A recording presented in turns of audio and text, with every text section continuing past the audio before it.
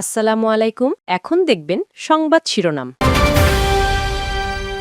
কারওয়ান বাজারের চাঁদাবাজির নিয়ন্ত্রণ ঘিরে স্বেচ্ছাসেবক দলের মোসাব্বিরকে হত্যা, পরিকল্পনায় আন্ডারওয়ার্ল্ডের দিলীপ ওরফে বিনাশ। আইসিসির সাথে বৈঠকে আবারও নিজেদের অবস্থান স্পষ্ট করল বিসিবি। ভারতে বিশ্বকাপ না খেলতে অনড় বাংলাদেশ, গ্রুপ পরিবর্তন নিয়ে আলোচনা।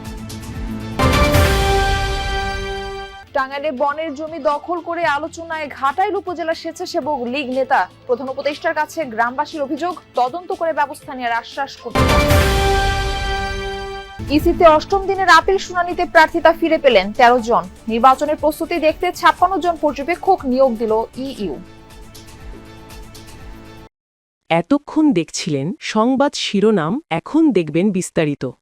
চাঁদাবাজির একক নিয়ন্ত্রণ নিতে স্বেচ্ছাসেবক দলের সাবেক নেতা মোসাব্বিরকে হত্যা করা হয়। পরিকল্পনাকারী ও নির্দেশদাতা আন্ডারওয়ার্ল্ডের দিলীপ ওরফে দাদা বিনাশ। মোসাব্বিরকে হত্যার নীলনকশা বাস্তবায়নে মালয়েশিয়ায় বসে ১৫ লাখ টাকার চুক্তি করে বিনাশ। খুনের আগে পরে বিকাশে লেনদেন হয় প্রায় ২ লাখ টাকা। রাজধানীর কারওয়ান বাজার মার্কেট। অভিযোগ আছে ২০২৪ সালের ৫ আগস্টের পর এখানকার দোকানীদের কাছ থেকে চাঁদা নিতে শুরু করেন স্বেচ্ছাসেবক দলের সাবেক নেতা মোসাব্বির।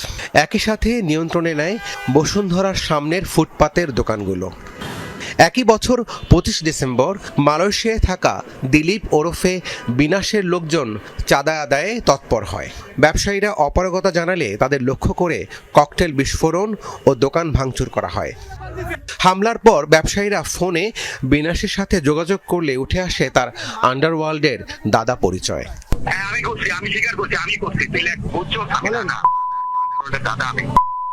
কয়জনের নাম শুনতে চান বলেন? অনুসন্ধানে জানা যায় এসব ফুটপাতের দোকান থেকে প্রতিদিন কয়েক লক্ষ টাকা চাঁদা ওঠে। মোসাব্বিরকে কয়েক দফা ফোন করে বসুন্ধরা সিটির সামনের ফুটপাত ছেড়ে দিতে বলেছিল বিনাশ। এই ঘটনার ১ বছর পর গত ৭ জানুয়ারি গুলি করে হত্যা করা হয় মোসাব্বিরকে। ডিবি পুলিশের অভিযানে গ্রেফতার হয় শুটার জিন্নাত সহ ৪ জন। জিন্নাত হত্যার দায় স্বীকার করে আদালতে ১৬৪ ধারায় জবানবন্দিও দিয়েছে। জানা যায় চাঁদাবাজির একক নিয়ন্ত্রণ নিতেই স্বেচ্ছাসেবক দলের সাবেক নেতা মোসাব্বিরকে হত্যার পরিকল্পনা করে বিনাশ। মিশন বাস্তবায়নে খুনিদের সাথে ১৫ লাখ টাকার চুক্তি হয়। খুনের আগে পরে বিকাশে লেনদেন হয় প্রায় ২ লাখ টাকা। বিনাশের বেড়ে ওঠা মহাখালীতে। বিএনপি কর্মী পরিচয়ে মহাখালী ও বাড্ডায় করতেন চাঁদাবাজি। হত্যা মামলার আসামি হয়ে গত ১০ বছর ধরে পালিয়ে আছেন মালয়েশিয়ায়। খুন করেই ক্ষান্ত হয়নি বিনাশ। মোসাব্বিরের ঘনিষ্ঠজনদের ঢাকায় এসে বিসিবির সঙ্গে সরাসরি বৈঠক করেছেন আইসিসির ইন্টিগ্রিটি ইউনিটের general manager Andrew F grave. Visa জটিলতায় আসতে না পেরে অনলাইনে যুক্ত হয়েছিলেন গৌরব সাক্সেনা। এই সভায় আইসিসির প্রতিনিধিকে বাংলাদেশের ম্যাচগুলো শ্রীলঙ্কায় স্থানান্তরের অনুরোধ জানিয়েছে বিসিবি। সেই সাথে বাংলাদেশের পক্ষ থেকে গ্রুপ পরিবর্তনেরও প্রস্তাব দেওয়া হয়েছে। দিনের পর দিন যাচ্ছে, বিসিবি আইসিসির সভার পর সভা হচ্ছে। বাংলাদেশ দলের টি-২০ বিশ্বকাপ খেলার সম্ভাবনা যেন পরিণত হচ্ছে এক ধাঁধায়। এক একটা সভা রয়ে যাচ্ছে অমীমাংসিত। এবার আইসিসির প্রতিনিধির সঙ্গে হওয়া সরাসরি বৈঠকও হয়ে রইল সিদ্ধান্তহীন। টি-২০ বিশ্বকাপ খেলতে ভারতে যাবে না বাংলাদেশ দল, এমন সিদ্ধান্তের পর অনলাইনে যোগাযোগ চলছিল বিসিবি ও আইসিসির। বিসিবি যখন তাদের অবস্থান থেকে এক বিন্দুও সরেনি, বাংলাদেশ ক্রিকেট বোর্ডের সঙ্গে সভা করতে বাংলাদেশে আসেন আইসিসির ইন্টিগ্রিটি ইউনিটের general manager Andrew F grave. সভায় উপস্থিত হওয়ার কথা থাকলেও ভিসা জটিলতায় টাঙ্গাইলের ঘাটাইলে স্থানীয়দের পাশাপাশি বন বিভাগের জমি দখল করে আলোচনায় উপজেলা স্বেচ্ছাসেবক লীগ নেতা এবং ঘাটাইল কেন্দ্রীয় সমবায় সমিতির সাবেক চেয়ারম্যান রুহুল আমিন। প্রধান উপদেষ্টার কাছে লিখিত অভিযোগ দিয়ে প্রশাসনের হস্তক্ষেপ চেয়েছেন গ্রামবাসী। বন কর্তৃপক্ষ বলছে সরে জমিনে তদন্ত সাপেক্ষে প্রয়োজনীয় ব্যবস্থা গ্রহণ করবেন তারা। টাঙ্গাইলের ঘাটাইল উপজেলা স্থানীয় দিগডহর, খোদখান্দি ও চকতৈল এলাকায় রয়েছে বিভিন্ন গাছগাছালির বনায়ন। ছিল শতবর্ষী সড়ক, বিদ্যালয়, ফসলি আর খাস জমিও।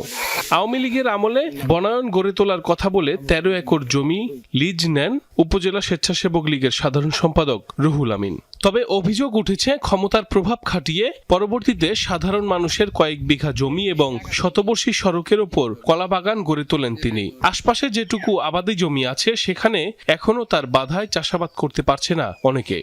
আমলিগের আমলে তারা কেমনে দেনি কাগজপাতি বানাইয়া এই জমিগুলা ওরা নিচ্ছে।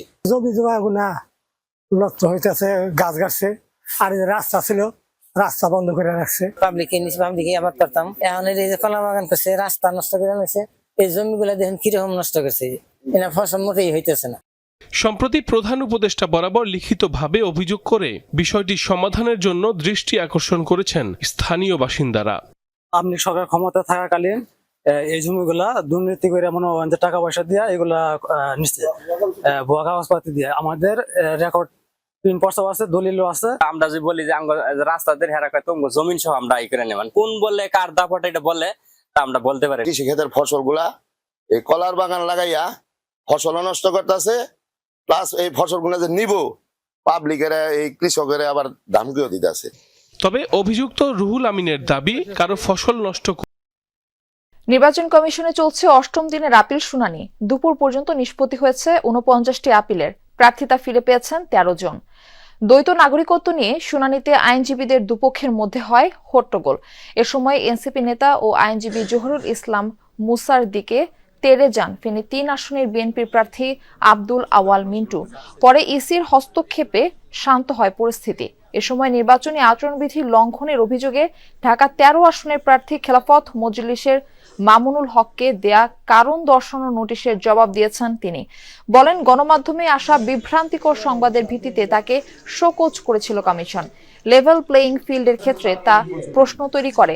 এখনো পর্যন্ত মোট ৫১০টি শুনানির মধ্যে ৩৫৫টি মঞ্জুর করেছে কমিশন। শুনানি চলবে আগামীকাল পর্যন্ত। বাংলাদেশের একটি দলের প্রধান এবং একটি জোটের অন্যতম শীর্ষ দায়িত্বশীল, সেক্ষেত্রে আমি যদি এই ধরনের হয়রানির শিকার হই তাহলে আসলে নির্বাচনের ক্ষেত্রে লেভেল প্লেইং ফিল্ড কতটুকু থাকবে আছে সেটা আমাদের জন্য আরো বড় করে একটি শঙ্কার জায়গা তৈরি হলো। ভুয়া অভিযোগ করে এখানে আপিল করেছে, আপিল বাতিল করে আমার মনোনয়নকে পুনরায় বৈধ করেছে। আলহামদুলিল্লাহ এখন পর্যন্ত 50 জনের আপিল শুনানি শেষ হয়েছে, তবে নিষ্পত্তি কিন্তু 50 জনের হয়নি। বিশেষ করে আমরা আজ দেখেছি দ্বৈত নাগরিকত্ব ইস্যুতে একটি হট্টগোলের ঘটনাও ঘটেছে, হাতাহাতি পর্যায়ে পর্যন্ত সেই ঘটনা চলে গেছে। এবং যেহেতু এটি একটি কোর্টরুমের আদলেই এবং কমিশন বসেছেন, সেখানে এই ধরনের ঘটনা নিশ্চয়ই অপ্রীতিকর। আমরা দেখেছি এই ঘটনা শেষ পর্যন্ত কমিশনের হস্তক্ষেপে তারা শান্ত হয়েছেন। সেই বিষয়টি অর্থাৎ দ্বৈত নাগরিকত্বের যে বিষয়টি, সেটি এখন পর্যন্ত সিদ্ধান্তে আসা যায়নি। এ ধরনের আরো বেশ কিছু ঘটনা আছে যেগুলো সিদ্ধান্তে আসা যায়নি, অর্থাৎ শুনানি 50 নম্বর পর্যন্ত চললেও যে নিষ্পত্তি সেটি কিন্তু এখন পর্যন্ত হয়নি। যে কারণেই কমিশন বলছে এই ধরনের অপ্রীতিকর ঘটনা যেন না হয়। আমরা দেখেছি অনেকেরই নামঞ্জুর হয়েছে, বিশেষ করে এই মুহূর্তে আমরা দেখেছি অনেকে কথা বলার জন্য গণমাধ্যমে এসেছেন, তারা বলতে চান তাদের